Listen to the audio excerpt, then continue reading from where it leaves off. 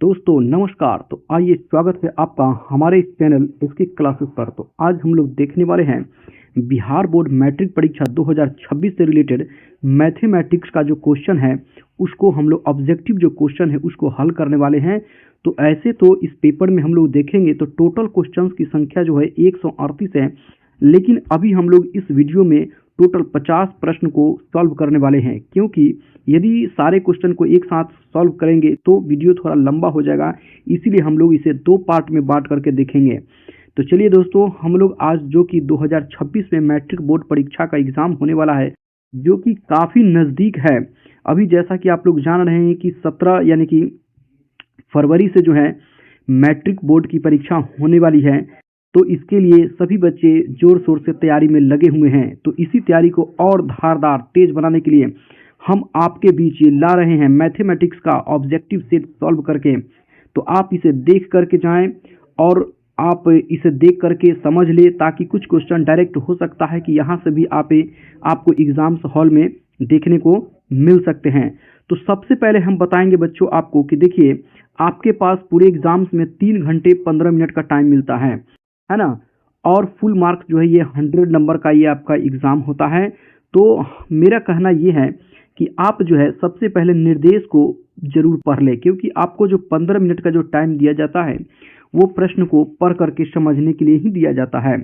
तो देखिए, थोड़ा सा हम लोग शॉर्ट में संक्षिप्त में इसको देखेंगे, फिर हम लोग क्वेश्चन पर चलेंगे। आप इसे जरूर देख करके जाएं। देखिए, बहुत बच्चे ऐसे होंगे जो अभी कंटिन्यू प्रैक्टिस कर रहे होंगे, तो उनके लिए हम एक यानी कि शब्द बोलना चाहेंगे कि खुदी को कर बुलंद इतना कि हर तकदीर से पहले खुदा बंदे से खुद पूछे कि बता तेरी रजा क्या है। यानी कि आप इतना मेहनत करो कि आप 100 में 100 नंबर लेकर के आओ हर सब्जेक्ट में, प्रत्येक सब्जेक्ट में। जो बच्चे टॉप करते हैं वे कहाँ के होते हैं? वे आपके बिहार से ही तो होते हैं। वो भी वही पढ़ते हैं जो आप पढ़ते हैं, लेकिन वो आपसे ज़्यादा मेहनत करते हैं, वो स्मार्ट मेहनत करते हैं। तो आप भी उसी तरीके से मेहनत कीजिए बच्चों, और अच्छा से अच्छे मार्क्स लेकर के एग्ज़ाम में आइए। चलिए हम लोग इसे शुरू करते हैं। तो देखिए, कहा जा रहा है कि परीक्षार्थी ओएमआर उत्तर पत्रक पर अपना प्रश्न पुस्तिका क्रमांक 10 को अवश्य लिखे। निर्देश इसीलिए पढ़ना जरूरी होता है कि हमें क्या क्या चीज़ बताया जा रहा है ओएमआर पर लिखने के लिए, है ना। उसके बाद कहता है परीक्षार्थी यथासंभव अपने शब्दों में उत्तर दे, यानी कि आप अपनी लैंग्वेज में, अपनी भाषा में जो है प्रश्न को सॉल्व करने का प्रयास करें, तो आपको ज़्यादा से ज़्यादा मार्क्स मिलने का चांसेस होते हैं। अगला टॉपिक हमारा पॉइंट कहता है कि दाहिनी और हाशिए पर दिए हुए अंक पूर्णांक निर्दिष्ट करते हैं। जब आप क्वेश्चन सॉल्व करेंगे तो नीचे देखिएगा दाहिने साइड में वो कौन सा क्वेश्चन कितने नंबर का होता है वो इंडिकेट किया हुआ रहता है। चौथा पॉइंट को आप देख सकते हैं, ये कहता है कि प्रश्नों को ध्यानपूर्वक पढ़ने के लिए 15 मिनट का अतिरिक्त समय दिया गया है। यानी 3 घंटे 15 मिनट का जो आपका एग्जाम है, जिसमें से 15 मिनट जो है आपको यानी कि क्वेश्चन को पढ़ करके समझने के लिए दिया गया है। तो इसीलिए आप जरूर प्रश्न को पहले पढ़ें और समझें कि हमें क्या बनाने के लिए कहा जा रहा है। बहुत सारे बच्चे मिस्टेक करते हैं, वो प्रश्न को समझते नहीं है और दूसरी दिशा में उसके आंसर को ले जाते हैं, जिसकी वजह से उनका मार्क्स कट जाता है। आइए, यह प्रश्न पुस्तिका 2 खंडों में है, खंड अ और खंड ब, यानी सेक्शन ए और सेक्शन बी। चलिए आगे बढ़ते हैं। तो आप ये देख सकते हैं कि खंड अ में आपको 100 वस्तुनिष्ठ प्रश्न है, और इन्हीं 100 में से आज हम लोग 50 प्रश्न को देखने वाले हैं, सॉल्व करने वाले हैं, जिसमें से आपको भी परीक्षा में यानी 50 प्रश्नों का उत्तर देना अनिवार्य है। 50 से अधिक प्रश्नों के उत्तर देने पर प्रथम 50 उत्तरों का ही मूल्यांकन किया जाएगा। इसीलिए आप ये कतई नहीं सोचे कि हम 60 क्वेश्चन बना करके आएंगे, 70 बना करके आएंगे ऑब्जेक्टिव, तो हमें उतना नंबर मिल जाएगा। नहीं, आपको यानी कि यह पहले ही बता दिया जा रहा है कि आपके जो है यानी कि प्रथम 50 उत्तर को ही देखा जाएगा। ठीक है, तो इसलिए आप समय उसमें बर्बाद ना करें। उसके आगे जब 50 आपका बन जाता है तो उसके आगे सब्जेक्टिव प्रश्न को जरूर सॉल्व करें। तो प्रत्येक प्रश्न के लिए आपको 1 अंक दिया जाएगा, और कहता है कि ओएमआर उत्तर पत्रक में दिए गए सही विकल्प को नीले या काले बॉल पेन से प्रगाढ़ करें, यानी कि उसको कलर करना है। किसी भी प्रकार के व्हाइटनर, तरल पदार्थ, ब्लेड, नाखून आदि या ओएमआर का यानी कि कहता है का ओएमआर उत्तर पुस्तिका में प्रयोग करना मना है, अन्यथा परीक्षा परिणाम अमान्य हो जाएगा। तो ये सब आप ध्यान रखेंगे बच्चों। आगे चलिए हम लोग बढ़ते हैं। चलिए, खंड ब में जो है 30 लघु उत्तरीय प्रश्न है, जिनमें से 15 को आपको उत्तर देना है, और प्रत्येक प्रश्न के लिए 2 अंक आपको दिए जाएंगे। और उसके बाद कहता है कि इसके अतिरिक्त इसी खंड में 8 दीर्घ उत्तरीय प्रश्न दिए गए हैं, जिनमें से 4 प्रश्नों का उत्तर देना है और प्रत्येक प्रश्न के लिए 5 अंक आपको निर्धारित किए गए हैं। तो इस तरीके से पहले हम लोग को प्रश्नों को पढ़ करके समझ लेना है क्या हमें कहा जा रहा है। किसी प्रकार के इलेक्ट्रॉनिक उपकरण का प्रयोग पूर्णतः वर्जित है। किसी प्रकार का मोबाइल फोन गैजेट कुछ भी एग्जाम में नहीं ले जाना है ना। आगे आइए, अब हम लोग क्वेश्चन को देखने वाले हैं सेक्शन ए से, है ना, जो कि वस्तुनिष्ठ प्रश्न है, ऑब्जेक्टिव टाइप क्वेश्चन है।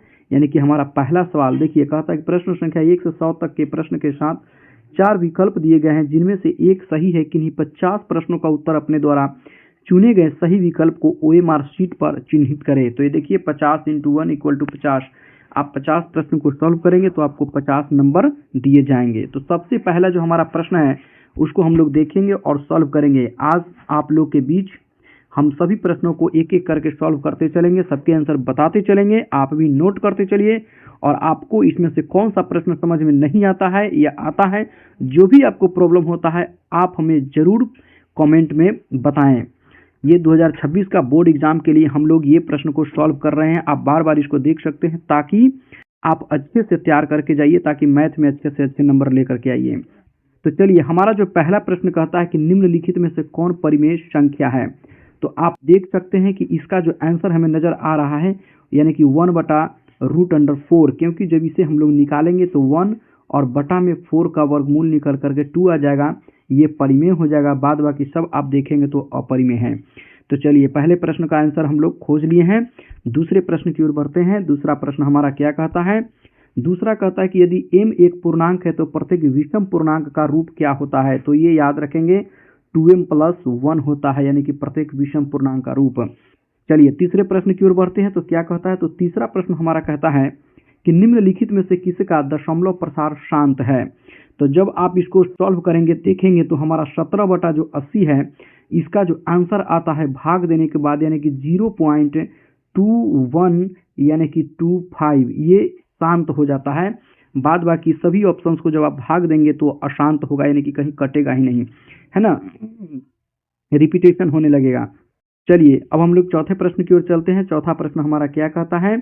तो चौथा जो प्रश्न हमें कहता है कि 0.87 to the power reckoning equal to what. तो इसका जो आंसर होने वाला है, यानी कि 79/90।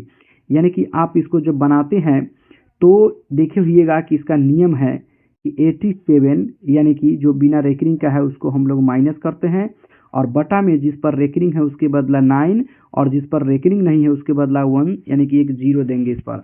और जब इसको हम लोग सॉल्व करेंगे तो यानी कि कितना आ जाएगा, यानी कि 79/90। तो ये हमारा आंसर हो जाएगा, यानी कि सी, ऑप्शन सी आता है। चलिए, अगले प्रश्न की ओर चलते हैं हम लोग। 5 नंबर प्रश्न को जब हम लोग सॉल्व करेंगे, 540 का जब हम लोग गुणनखंड तोड़ेंगे तब जाकर के हमको मिलेगा, यानी कि 2 का पावर 2 मिलेगा, 3 का पावर 3 मिलेगा, 5 का पावर 1 मिलेगा। और इस तरीके से जब कंपेयर करेंगे तो पता चलेगा कि हमें यहाँ पर x का मान 2 आ जाएगा, y का मान हमें 3 आ जाएगा, और z का मान हमें 1 आ जाएगा।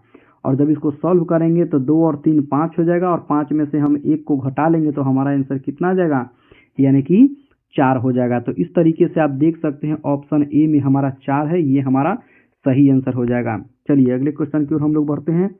6 नंबर प्रश्न हमारा क्या कहता है कि निम्नलिखित में से कौन अपरिमेय संख्या है। याद रखेंगे बच्चों, अपरिमेय संख्या को हमको खोजना है। तो आपका जो पहला ऑप्शन जो देख रहे हैं 2.3 टू द पावर रेकनिंग है, तो यही आपका जो हो जाएगा अपरिमेय संख्या वाला हो जाएगा। बाद बाकी सबका निकल जाएगा, इसका भी निकल जाएगा वर्गमूल, यानी इसका भी निकल जाएगा और इसका भी निकल जाएगा, है ना। तो इस तरीके से हमारा आंसर क्या हो जाएगा, 6 का ऑप्शन ए हो जाएगा। चलिए, 7वें प्रश्न की ओर हम लोग बढ़ते हैं और देखते हैं कि क्या कहता है 7 नंबर में कि m और n 2 अभाज्य संख्या है तो उनका महत्तम समावर्तक क्या होगा। ये बहुत ही इजी क्वेश्चन है, सिंपल है। जब भी 2 अभाज्य संख्या की बात की जाए और उसका महत्तम समापवर्तक निकालने की बात की जाए तो उसका महत्तम समापवर्तक 1 आता है। तो इसलिए हमारा आंसर जो हो जाएगा 7 का बी हो जाएगा। अगले प्रश्न की ओर हम लोग चलेंगे, 8 नंबर प्रश्न की ओर। तो क्या कहता है, तो 8वां प्रश्न जो है, 2 संख्याओं का गुणनफल 2366 है और उनका लघुत्तम समापवर्तक 182 है, तो महत्तम समापवर्तक क्या होगा। आप लोगों ने पढ़ा होगा फार्मूला, यानी कि मौसा गुने लसा बराबर दोनों संख्याओं का गुणनफल, पढ़े हैं ना, गुणनफल। तो इस तरीके से जब हम लोग इस फॉर्मूला पर बैठाते हैं, यहाँ लिख लीजिएगा दोनों संख्याओं का गुणनफल, ठीक है। तो हमें क्या निकालने के लिए कहा जा रहा है, तो यानी कि मौसा निकालना है। तो मौसा बराबर हमारा क्या हो जाएगा, गुणनफल जो दे रहा है, यानी कि आप देख सकते हैं 2366, और जब बटा में हम लोग करेंगे 182, और इस 182 को जब काटेंगे तो ये हमारा 13 बार में कट जाता है। तो इसीलिए ऑप्शन नंबर ए हमारा क्या हो जाएगा, सही हो जाएगा, यानी कि 8 का जो आंसर हो जाएगा ए हो जाएगा। चलिए अगले प्रश्न की ओर हम लोग चलते हैं। 9 नंबर क्वेश्चन हमारा क्या कहता है, तो 9 नंबर प्रश्न कहता है कि निम्नलिखित में से किसका दशमलव प्रसार अशांत है, ठीक है। तो आप ये देख सकते हैं कि ये 13 बटा जो 441 है, जब हम लोग इसको भाग देते हैं तो इसका बहुत ही यानी कि लंबा बढ़ते चला जाता है, 0.0294 यानी कि 02 उसका 94784 फिर से 804, यानी कि ये रिपीट होने लगेगा। तो इस तरीके से यह जो है हमारा 9 का आंसर डी हो जाएगा और यह अशांत हो जाएगा। चलिए अगले प्रश्न की ओर हम लोग चलते हैं। प्रश्न नंबर 10 हमें क्या कहता है कि यदि p बराबर ए बी क्यू, क्यू बराबर ए के पावर 4 इंटू बी, जहाँ पी क्यू धनात्मक पूर्णांक तथा ए बी अभाज्य संख्या है, तो पी क्यू का लघुत्तम समापवर्तक क्या हो जाएगा।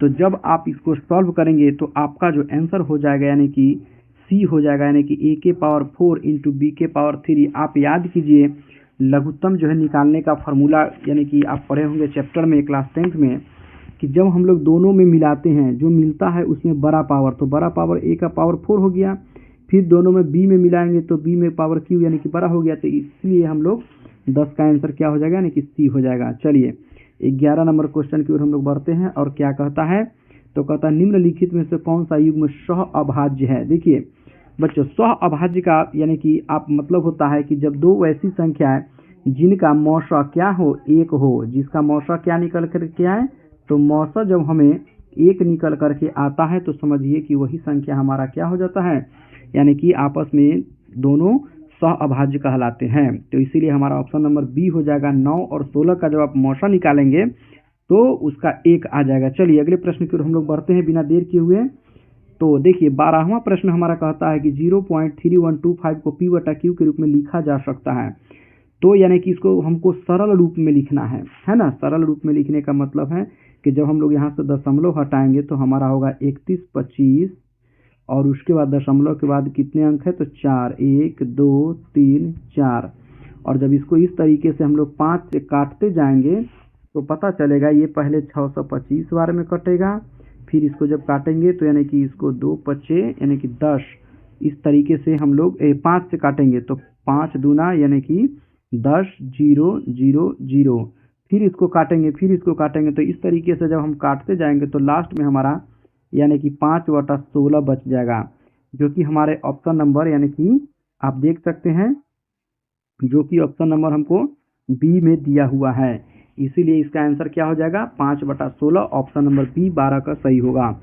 चलिए 13 नंबर प्रश्न की ओर हम लोग चलते हैं। हमारा 13वां प्रश्न क्या कहता है, तो देखिए कहता है कि निम्नलिखित में से कौन सा बहुपद है। तो बहुपद का जब आप परिभाषा पढ़ेंगे तब उस पर जब हम लोग देखेंगे तो हमारा ऑप्शन नंबर सी आ जाएगा, है ना। क्योंकि यहाँ देख रहे हैं ये पावर 2 है, उसका डायरेक्ट यहाँ पर रूट में आ गया, 1/2 हो गया। यहाँ भी जब इसको गुना करेंगे तो ये भी x² होगा और फिर प्लस में 6/x हो जाएगा, ये नहीं होगा, और यहाँ भी ये रूट में चला गया। तो इस तरीके से हमारा ऑप्शन नंबर क्या हो जाएगा, 13 का सी हो जाएगा सही। चलिए अगले प्रश्न की ओर हम लोग बढ़ते हैं। तो हमारा 14 नंबर प्रश्न जो कहता है कि बहुपद x+3 का होल स्क्वायर इंटू x³ - 8 का घात क्या है। तो जब इसको हम लोग गुना करेंगे, है ना, जब पूरा गुना करेंगे तो हम लोग को पता चलेगा कि यानी कि x की पावर यानी कि 5 हो जाएगा। पहले तो a+b के होल स्क्वायर पर हम लोग तोड़ेंगे, जो कि x+3 आप देख रहे हैं, इसका जब स्क्वायर आप तोड़ेंगे और तब उसके बाद x³ से उसको हम गुना करेंगे, है ना। ये देखिए, तो इस तरीके से जब a+b के होल स्क्वायर पर तोड़ करके और इसको जब गुना करते हैं तो पहला जो हमारा x यानी कि स्क्वायर में जब q से गुना होता है तो कितना हो जाता है, 3 × 5 हो जाएगा। इसीलिए हमारा ऑप्शन नंबर बी जो है वह सही हो जाएगा। 14 नंबर क्वेश्चन का क्या हो जाएगा, तो ऑप्शन नंबर यानी कि बी, यानी कि इसका घात जो हो जाएगा 5 हो जाएगा। चलिए 15 नंबर प्रश्न की ओर बढ़ते हैं। क्या कहता है 15 नंबर प्रश्न कि बहुपद 2x² - 6 के शून्यक, तो शून्यक निकालना है इसको। तो आप जब इसको निकालेंगे यानी कि 2x² माइनस यानी कि 2x² - 6 बराबर यदि 0 करेंगे और इस तरीके से यहाँ 2 कॉमन ले लेंगे तो इसमें हो जाएगा x² - 2 तिहाई 6 बराबर 0। इस तरीके से जब हम लोग x² - 3 बराबर 0 करेंगे, चूंकि 2 बराबर 0 तो खत्म हो जाएगा यूं ही, तो इसीलिए जब x को हम लोग ले जाएंगे तो इधर आएगा तो +3 है, इस पर रूट चढ़ेगा। तो जानते हैं रूट का जो वैल्यू आता है प्लस माइनस में आता है ना। रूट का जो वैल्यू होता है x बराबर क्या चीज़ में आएगा, तो हमारा जो वैल्यू आता है यानी कि एक प्लस में तो दूसरा माइनस में। इस तरीके से हमारा जो ऑप्शन हो जाएगा ए नंबर इसका सही हो जाएगा। चलिए अगले प्रश्न की ओर हम लोग चलेंगे। 16 नंबर हमारा प्रश्न क्या कहता है, तो देखिए कहता है कि px बराबर 2x² - 8x - 12, तो p2 का मान क्या होगा। तो इसका मतलब हुआ कि जहाँ जहाँ आपका x है वहाँ वहाँ अगर हम 2 रख करके इसको सॉल्व करते हैं तो हमारा आंसर क्या होने वाला है। इस तरीके से जब आप जहाँ जहाँ यानी कि x है वहाँ वहाँ 2 रख करके जब आप सॉल्व करते हैं तो इसका जो आंसर आता है वह -20 आने वाला है। क्योंकि देखिए 2 दूना 4 और 4 दूना 8 और फिर 8 दूना यहाँ पर 16 और -12। तो इस तरीके से जब इसको हम लोग जब हल करेंगे तो हमारा आंसर फाइनल क्या होगा -20। इसीलिए इसका जो आंसर हो जाएगा वह क्या हो जाएगा, तो -20 हो जाएगा। चलिए 17 नंबर प्रश्न की ओर हम लोग चलते हैं। क्या कहता है 17वां प्रश्न, यदि बहुपद 3y² + 7y - k के शून्यक एक दूसरे के व्युत्क्रम हो तो k का मान ज्ञात कीजिए, है ना। व्युत्क्रम का मतलब उल्टा।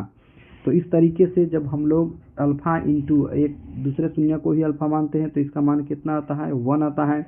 तो अल्फा इंटू यानी कि बीटा का मान आप लोग जानते हैं c/a होता है ना। तो जबकि इसका 1 आया है तो c का मान यहाँ पर कितना हो गया, -k, अब बटा में इधर 3 हो जाएगा। तो इस तरीके से जब k का वैल्यू निकालेंगे तो 3 इसमें गुना होगा और माइनस इसमें लग जाएगा, तो यानी k का मान -3 आप देख सकते हैं, जो कि हमको कितना में ऑप्शन दे रहा है, तो ऑप्शन नंबर 17 का जो है वह डी में दे रहा है। ठीक है, अगले प्रश्न की ओर हम लोग बढ़ेंगे और ये देखिए 18 नंबर जो हमारा प्रश्न है वो क्या कहता है कि शून्यक -2 और -5 वाले बहुपदों की संख्या क्या होगी, है ना। तो इस तरीके के तो हम लोग बहुत सारे यानी कि बहुपद का निर्माण कर सकते हैं। तो इसीलिए हमारा जो आंसर हो जाएगा अनगिनत हो जाएगा, यानी कि अनंत जिसको कहते हैं। चलिए 18 का हमारा आंसर क्या हो जाएगा, डी हो जाएगा। अगले प्रश्न की ओर चलते हैं जो कि हमारा 19वां नंबर है ना। ये सारे प्रश्न आपके एग्जाम्स में देखने को मिलेंगे। हो सकते हैं कि इसी आधार पर यानी कि डिजिट चेंज करके आपसे पूछ लिया जाए, इसलिए इन सभी प्रश्नों को गौर से देखिए, समझिए, बनाइए और तब परीक्षा देने जाइए। आइए 19 नंबर प्रश्न क्या कहता है कि यदि बहुपद px बराबर 5x² + 7x - 12 के शून्यक अल्फा और बीटा हो तो 5 × अल्फा प्लस बीटा का मान क्या होगा, है ना। तो इस तरीके से जब हम लोग इसको सॉल्व करते हैं तो हमारा आंसर जो आता है -7 आता है। तो आप लोग जानते हैं कि देखिए अल्फा बीटा हो तो अल्फा प्लस बीटा का मान, तो हम लोग 5 गुने करेंगे अल्फा प्लस बीटा क्या होता है, -b/a होता है ना। तो 5 गुने -b, तो b की जगह पर कितना है 7 और a की जगह पर कितना है 5, तो ये 5 से 5 कट जाएगा, हमारा कितना चला आया, -7 चला आया, जो कि ऑप्शन नंबर ए में दिया हुआ है। चलिए अगले प्रश्न की ओर हम लोग चलते हैं, यानी कि हमारा 20वां प्रश्न जो होगा वह होगा, कहता है कि यदि अल्फा बीटा गामा त्रिघात बहुपद x³ + bx² + cx + d के शून्यक हो तो alpha into beta into gamma का मान क्या होगा। तो ये तो फार्मूला ही है त्रिघातीय बहुपद का, तो ये हो जाता है आपका ऑप्शन नंबर डी, यानी कि -d/a हो जाता है।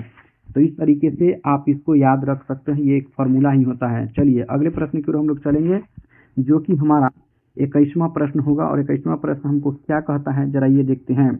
देखिए यदि रेखाएं 5x + py = 6 और 15x + 9y = 12 समांतर है तो p का मान हमको निकालना है ना। तो देखिए समांतर के लिए जब कहता है, ठीक है, समांतर के लिए जब कहता है तो हम लोग याद रखेंगे, इसको हम लोग बैठाते हैं a1 बटा में a2 बराबर b1 बटा में b2, है ना।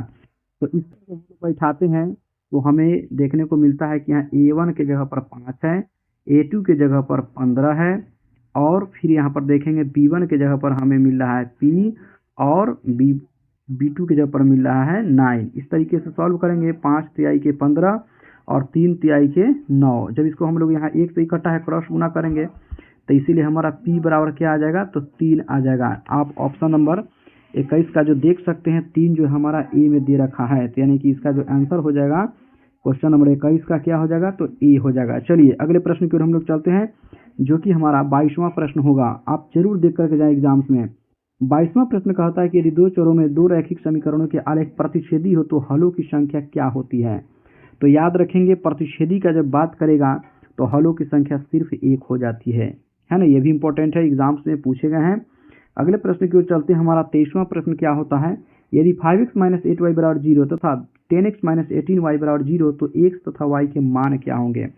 तो आप समीकरण जरूर सॉल्व करना सीखे होंगे 10th क्लास में, है ना। इसके कई एक विधि हैं, तो किसी भी विधि से जब आप इसको सॉल्व करते हैं तो आपका आंसर वही आने वाला है जो एक विधि से आएगा। तो इसका आंसर इस तरीके से हमारा आ जाएगा x = 0 और y = 0। ठीक है, अगले प्रश्न की ओर हम लोग चलते हैं।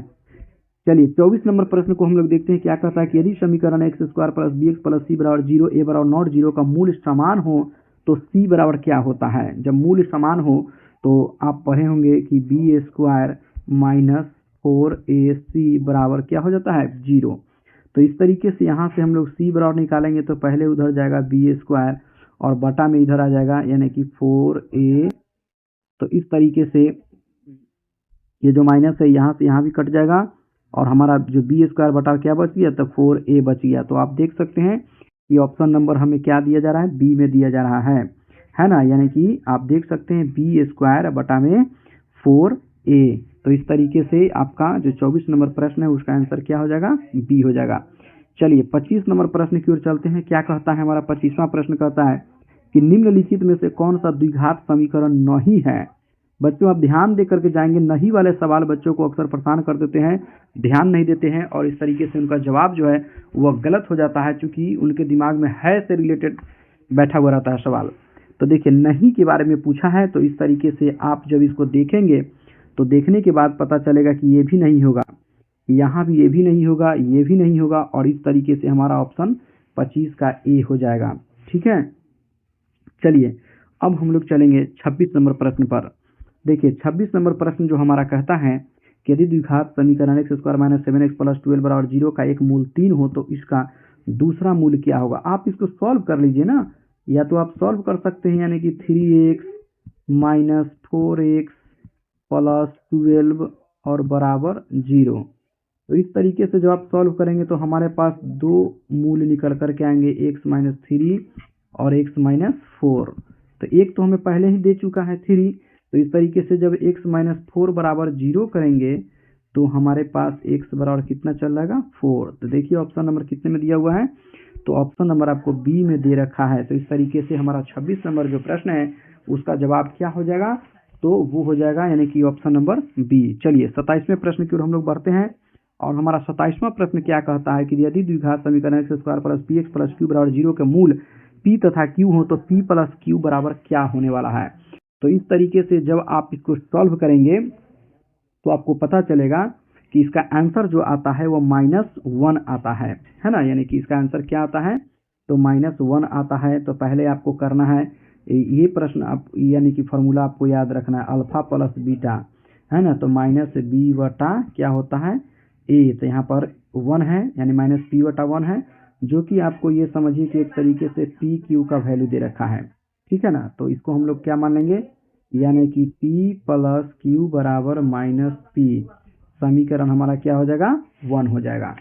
और उसके बाद दूसरा जो हमारा फार्मूला होता है वो क्या होता है, अल्फा × बीटा बराबर क्या होता है, c/a।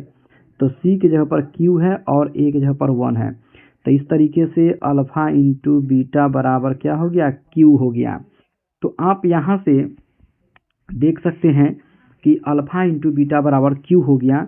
तो इसमें से आप किसी एक का वैल्यू लेकर के रखेंगे, इसको हम लोग समीकरण क्या मान लेंगे, 2 मान करके चलेंगे। ठीक है ना, तो जब इसको हम लोग 2 मान करके चलेंगे और दोनों को जब सॉल्व करेंगे तो हमारा आंसर जो आने वाला है वो -1 आने वाला है। आप इसको सॉल्व करके देखेंगे, कोई परेशानी हो कमेंट करेंगे, लेकिन हम जरूर सॉल्व करेंगे। चलिए अगले प्रश्न की ओर हम लोग बढ़ते हैं। तो इस तरीके से 27 का जो आंसर है हमारा है वो -1 यानी कि बी हो जाएगा। चलिए 28 नंबर प्रश्न की ओर हम लोग बढ़ते हैं। तो क्या कहता है 28वां प्रश्न कहता है कि द्विघात समीकरण 3x² माइनस 13x प्लस 10 बराबर 0 का विविध कर, यानी विवेचक निकालना है हमें। तो विवेचक का आप लोग फॉर्मूला पढ़े हैं, b² माइनस 4ac बराबर 0।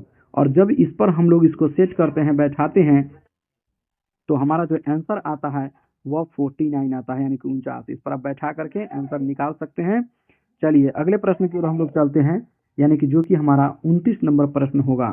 कहता है कि द्विघात समीकरण x इंटू 2x प्लस 5 बराबर 0 के मूलों का गुणनफल। तो सबसे पहले तो इसको हम लोग गुना कर लेंगे, यानी कि 2x² प्लस 5x है ना बराबर 0। और मूलों का गुणनफल होता है अल्फा इंटू बीटा बराबर क्या होता है, यानी कि c बटा में a। तो c की जगह पर आप देख सकते हैं यहाँ तो कुछ है ही नहीं, है ना, यानी कि c की जगह पर कुछ नहीं है तो 0, और a की जगह पर यहाँ पर 2 है, तो जब भाग देंगे 0 में 2 से तो हमारा आंसर क्या चल जाएगा, 0 आ जाएगा। तो इस तरीके से हमारा जो आंसर हो जाएगा इसका, यानी कि बी नंबर हो जाएगा। चलिए हम लोग 30 नंबर प्रश्न की ओर आगे बढ़ते हैं। तो क्या कहता है हमारा, देखिए निम्नलिखित में से कौन सा समांतर श्रेणी में है। तो देखिए समांतर श्रेणी का मतलब होता है डी का मान हमेशा समान रहना चाहिए, आप पढ़े होंगे है ना, a2 माइनस a1 बराबर फिर जो होता है a3 माइनस a2, यानी कि इस तरीके से ये वैल्यू जो है बराबर होते जाना चाहिए। तो जब हम लोग इस पर सॉल्व करते हैं तो इसका जो आंसर आने वाला है वह बी नंबर आता है, ठीक है ना। आप इसे जरूर सॉल्व करके देख सकते हैं, कहीं परेशानी हो तो आप कमेंट कीजिए, हम उसको सॉल्व कर देंगे।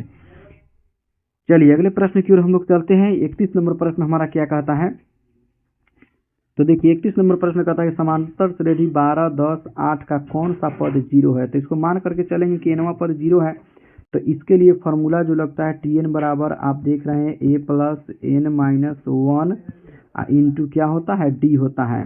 तो tn का मान जब हम लोग 0 रखेंगे, a का मान हम लोग 12 रखेंगे plus n minus 1 into D के मान यहाँ पर हम लोग निकालेंगे तो 10 माइनस 12 यानी कि -2, ठीक है।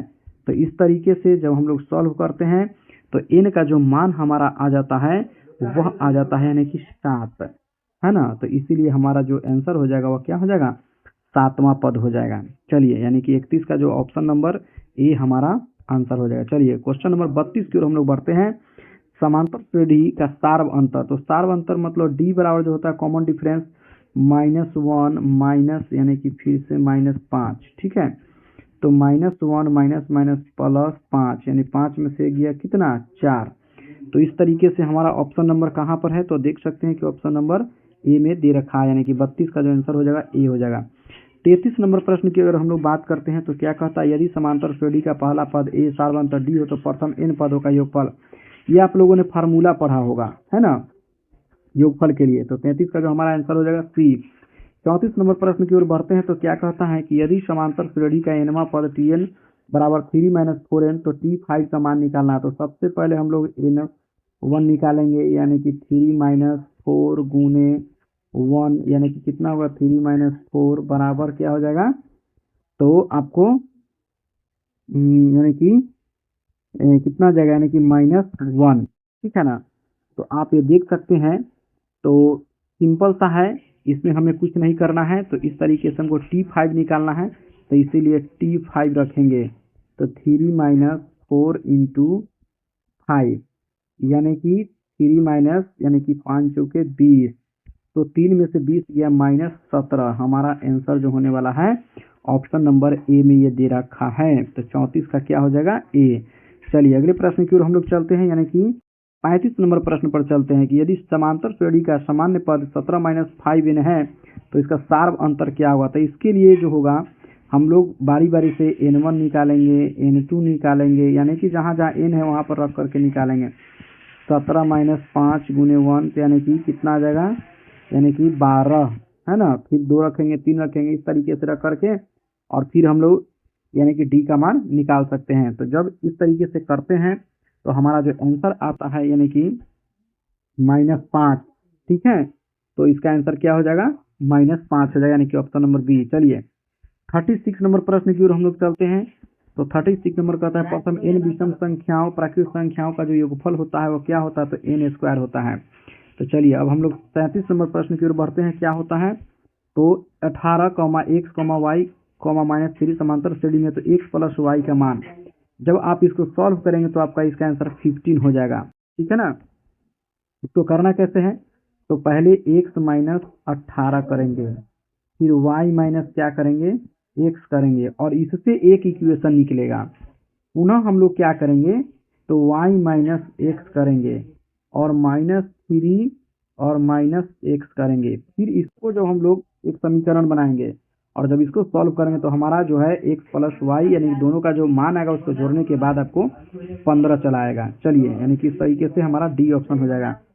38 नंबर प्रश्न को देखेंगे तो ए तथा बी का पूरक कोण। ठीक है, तो देखिए यहाँ पर जो हम लोग देख रहे हैं ए बराबर कॉसेक बी, तो देखिए यहाँ पर सेक ए है ना, और जब इसको हम लोग बदलते हैं तो हम लोग इसको इस तरीके से, यानी कि आप देख सकते हैं कि हम लोग इसे क्या लिख सकते हैं, ऐसे लिख सकते हैं, यानी कि सेक ए बराबर और कॉसेक बी को क्या लिख सकते हैं, यानी कि सेक 90 माइनस बी, है ना। तो सेक से सेक कटेगा, ए बराबर जो हो जाएगा यानी कि 90 माइनस बी, ये 0 है ना। अब इधर आ जाएगा बी तो प्लस में हो जाएगा, यानी कि ए प्लस बी बराबर 90। जैसा कि आप जानते हैं दो कोनों का योगफल जब 90 डिग्री होता है तो उसको हम लोग पूरा कोण कहते हैं, इसलिए हमारा ऑप्शन नंबर बी हो जाएगा 38 का। चलिए अगले प्रश्न की ओर हम लोग चलते हैं, यानी कि 40 नंबर प्रश्न की ओर। तो जब इसको हम लोग सॉल्व करते हैं, इसे चेंज करेंगे, है ना, cos square 27 minus sine square 63, तो इसको जब चेंज करते हैं तो ये भी चला आएगा आपको, यानी कि कॉस स्क्वायर 27। तो इस तरीके से जब घट जाएगा तो इसका आंसर क्या हो जाएगा, यानी कि 0 हो जाएगा। चलिए 41 नंबर प्रश्न की ओर चलते हैं, और ये क्या कहता है 41 नंबर प्रश्न हमारा कि sine 2 theta equal to 2 sine theta सत्य है जब थीटा का मान क्या हुआ, तो आप यहाँ पर इसको जब थीटा का मान 0 रखेंगे तब जाकर के दोनों इक्वल हो जाएगा। चलिए अब हम लोग 42 नंबर प्रश्न की ओर चलते हैं। 42 नंबर प्रश्न हमारा क्या कहता है कि साइन थीटा बराबर 4/5 है, तो टेन थीटा बराबर क्या होता है, तो 4/5 जो दिया है तो आपको साइन का मान है ना। साइन थीटा बराबर क्या होता है, लंब बटा में कर्ण होता है। क्या होता है, लंब बटा में कर्ण। यहाँ से हम लोग आधार निकाल लेते हैं, है ना, इस तरीके से रूट करके। तो 50 25 मैंने 4 को 16 यानी कि 9, इसका 3 आ जाता है, और टेन थीटा फिर जब रखेंगे तो टेन थीटा लंब बटा आधार होता है जो कि 4, और बटा में क्या होता है, आधार, है ना। तो आधार हमको कितना आया है, यानी कि 3। 4/3 आप देख लीजिए कहाँ पे ऑप्शन आपको मिल रहा है, तो ऑप्शन नंबर आप देख सकते हैं, यानी कि 42 का जो सी होने वाला है। ठीक है ना, यानी कि ये देखिए 4/3 यहाँ पर है। चलिए 43 नंबर प्रश्न की ओर हम लोग बढ़ते हैं, तो यह भी कुछ उसी तरीके का है। देखिए दोनों स्क्वायर में है, और जैसे पीछे भी हमने बनाया है टेन थीटा बराबर होता है लंब वटा में आधार, तो इस तरीके से हम लोग यहाँ पर क्या हो जाएगा, लंब बटे में आधार। तो जब कर्ण निकालते हैं तो कर्ण का फॉर्मूला ये दोनों जुट जाएगा, 1 + √7 का स्क्वायर करें तो 7 होगा, और इस तरीके से जब हम इसको करेंगे तो कितना होगा, 7 और 1 8, इसका निकल करके 2√2 आएगा, है ना। और जब उसको हम लोग बैठाते हैं इस पर, यहाँ पर, तो ये चूंकि स्क्वायर में है ना, ये क्या है, तो चूंकि स्क्वायर में है तो जब इसको हम लोग बैठाते हैं तो इस तरीके से सॉल्व होकर के जो हमारा आंसर चल जाता है काट कूट करके 1 चले जाता है। चलिए अगले प्रश्न की ओर हम लोग बढ़ते हैं, जो कि हमारा 44 नंबर प्रश्न है। देखिए त्रिकोणमिति में क्या करना है, सबके मान को याद रखना है। 1 - tan 45 का मान 1 होता है, स्क्वायर करेंगे तो 1 ही रहेगा। 1 प्लस पुनः tan 45 का मान 1 होगा। तो आप ये देख सकते हैं कि 1 - 1 0 बटा में 2 हो जाएगा, तो भाग देंगे तो क्या चला जाएगा, 0, यानी कि 0 आपका ऑप्शन नंबर ए हो जाएगा। चलिए अगले प्रश्न की ओर चलते हैं, यानी कि 45 नंबर प्रश्न में क्या कहता है, तो देखिए 3 × cot 60, तो आप जानते हैं tan 60 का मान क्या होता है, √3, उसको पलट देंगे तो 1/√3 हो जाएगा cot का, और इसको स्क्वायर करेंगे, स्क्वायर से रूट कटेगा, फिर 3 से 3 कटेगा, इस तरीके से हमारा आंसर क्या चल जाएगा, 1, जो कि ऑप्शन नंबर कहाँ पर मिल रहा है हमको, तो यानी कि बी में, यानी कि 45 का जो आंसर हो जाएगा पी हो जाएगा। चलिए 46 नंबर प्रश्न की अगर बात करते हैं तो देखिए इसमें जब आगे बढ़ेंगे तो कहीं ना कहीं हमको क्या देखने को मिलेगा, cos 90 मिलेगा, और जब cos 90 मिलेगा तो उसका मान 0 होगा, और 0 में ये जितने सारे वैल्यू है सबका अगर हम गुना करेंगे तो कोई भी संख्या से 0 में गुना करते हैं उसका मान कितना होता है, 0। तो इस तरीके से इसका मान क्या हो जाएगा, 0, तो इसका हमारा आंसर हो जाएगा 0। चलिए 47 नंबर क्वेश्चन पर हम लोग चल रहे हैं। क्या कहता है, देखिए इसमें कहता है -2 कॉसेक स्क्वायर ए, है ना, यानी 2 - 2 कॉसेक स्क्वायर ए। तो यहाँ पर हम लोग 2 को कॉमन ले लेंगे और 1 माइनस हमारे पास बच जाएगा यानी कि कॉस स्क्वायर ए। तो ये जो हो जाता है 2 गुने और 1 माइनस कॉसेक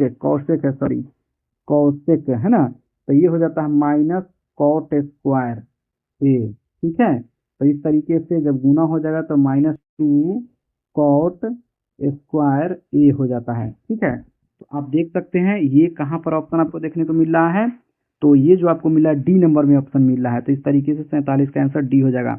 चलिए 48 नंबर प्रश्न पर हम लोग चलते हैं। तो देखिए यहाँ से अगर हम लोग साइन का वैल्यू निकालते हैं तो साइन एक्स बराबर क्या हो जाएगा 1/a, और यहाँ से हम लोग कॉस का वैल्यू निकालते हैं तो कॉस एक्स बराबर क्या हो जाएगा 1/b।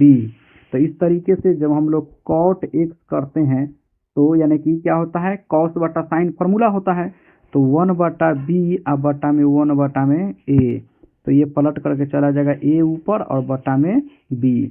तो इस तरीके से a/b जो हमारा 48 का जो ऑप्शन नंबर बी में ये दे रहा है, तो अतः 48 का जो आंसर हो जाएगा वो बी हो जाएगा। चलिए 49 नंबर प्रश्न पर हम लोग चलते हैं और 49 नंबर में देखते हैं। तो ये बहुत ही इजी है कि साइन 45 का मान आप जानते हैं 1/√2 होता है। इसको हम लोग स्क्वायर करेंगे माइनस कॉट 45 प्लस दिया है ना, कॉस 45 का भी मान 1/√2 ही होता है। इसको स्क्वायर करेंगे -1, तो आप ये देख सकते हैं 2 से 2 ये रूट कटेगा, स्क्वायर से रूट कटेगा, तो 1/2 प्लस 1/2 और -1, 1/2 1 होता है और -1 तो कितना चला आएगा यानी कि 0, है ना। तो इस तरीके से हमारा इसका आंसर 0 हो जाएगा, जो कि ऑप्शन ए में दे रखा है 49 का ए। अगले प्रश्न की ओर हम लोग चलते हैं और देखते हैं हमारा 50 नंबर जो प्रश्न कहता है वो क्या कहता है। तो देखिए इसको हम लोग जब करेंगे तो देखिए ये -10 है, tan स्क्वायर ए, है ना, तो प्लस 1/में 1 माइनस साइन स्क्वायर, इसका फॉर्मूला क्या होता है कॉस स्क्वायर होता है। क्या होता है कॉस स्क्वायर। अब चलिए इसको जब हम लोग लेके जाते हैं, है ना, ऊपर की ओर, तो जो हमारा कॉस होता है वह क्या चीज़ में चेंज हो जाता है, तो कॉस जो होता है, सॉरी यहाँ देखेंगे हम लोग tan स्क्वायर ए, और ऊपर में जाएगा तो कॉस क्या चीज़ में चेंज हो जाएगा सेक में। चलिए तो आप जानते हैं कि sec square theta minus tan square theta बराबर क्या होता है 1 होता है। इसको सीधा करके सिर्फ लिख देना है इस तरीके से, सेक स्क्वायर थीटा माइनस यानी कि tan स्क्वायर ए में है तो ए में ही देंगे, थीटा में है तो थीटा में देंगे। इस तरीके से हमारा फार्मूला बन जाता है, और 1 जो कि हमारा 49 का क्या आता है, तो आप देख सकते हैं, सॉरी 49 नहीं, अभी तो हम लोग 50 नंबर देख रहे हैं ना, तो हमारा 50 का जो हो जाता है यानी कि क्या आ जाएगा 1 जो आंसर आया है तो वह ऑप्शन नंबर बी में चला जाएगा। ठीक है, तो बच्चों आज हम लोगों ने 50 टोटल प्रश्न को सॉल्व किया है, देखा है और उसका आंसर ज्ञात किए हैं। तो इस तरीके से यदि आपको किसी भी सवाल में कोई परेशानी हो तो आप हमें कमेंट करके बता सकते हैं, हम उसे समझाने का आपको प्रयास करेंगे। और इसका पार्ट बी भी वीडियो हम लाएंगे, जिसमें पार्ट दूसरा में हम लोग 51 से लेकर 100 तक सॉल्व करेंगे। तो आप अच्छे से अपने मैट्रिक बोर्ड की परीक्षा की तैयारी करते रहिए, है ना। हम आपके लिए मैथमेटिक्स का क्वेश्चन इसी तरीके से सॉल्व करके लाते रहेंगे, और फिर हम आपसे मिलेंगे अगले वीडियो में। आप अच्छे से परीक्षा दीजिए, अच्छे से तैयारी करते रहिए, यही हमारी कामना है। फिर हम आपसे मिलेंगे नेक्स्ट वीडियो में, तब तक के लिए धन्यवाद। जय हिंद, जय भारत।